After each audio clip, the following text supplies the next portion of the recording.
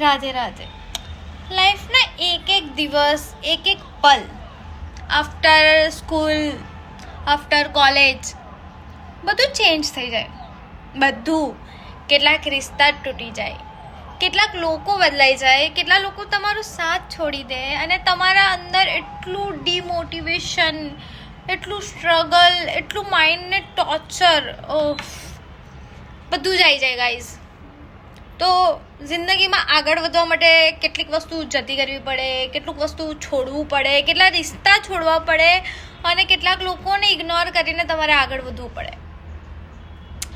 વાત સાચી છે, બટ અંદર ઘુસાડતા 22ની એજ થઈ જાય અને તમે હજુ ત્યાંના ત્યાં જ દેખાતા હોવ તો તમારે વિચારવું જોઈએ કે હવે તમારે કંઈક કરવું છે અને કરવું જોઈએ, નહીં તો તમે બીજા 30 વર્ષ પછી બી અહીંયા જશો. સો બસ આટલું મને ખબર પડી છે અને આઈ થિંક આવું કોઈક જોડ થયું હોય તો પ્લીઝ કોમેન્ટ કરજો અને કોમેન્ટમાં રાધે રાધે લખી દેજો. બાય.